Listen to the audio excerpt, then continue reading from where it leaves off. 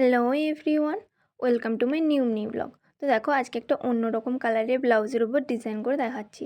তো দেখো এই অন্যরকম বলার কারণ এই কালারটার উপরে আমি কোনো দিন কাজ করিনি, বা কোন কালারটা এর উপরে কাজ করলে দেখতে বেশি ফুটবে বা দেখতে সুন্দর লাগবে সেটা আমি জানতাম না।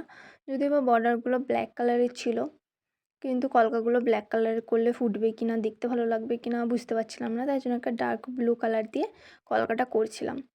তো দেখো আজকে আমি দয়াল কোম্পানির 000 তুলি দিয়ে কাজ করছিলাম।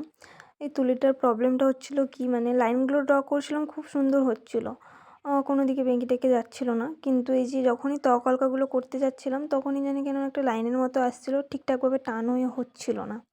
কিন্তু এই যে পেছন দিকে যে কাজটা করছিলাম, টিপ দেওয়াগুলো খুব সুন্দরভাবে পড়ছিল। আর দেখো এদিকে আমি এই যে প্রদীপের মতো ডিজাইনগুলো করছিলাম, এটা একটা স্কেল বসিয়ে করলে খুব ভালো হয়, তাহলে ছোটো বড়ো হয় না, কাজটা ঠিকঠাক হয়। আর টিপ বসিয়ে নিয়ে করলে আরও সুন্দর হয়। দেখো কত সুন্দর হয়েছে টিপ বসানোগুলো, আর লাইনগুলো সুন্দর ড্র হচ্ছিলো, বেঁকে টেকে যাচ্ছিলো না। তো কাজটা কেমন হয়েছে সবাই জানিও।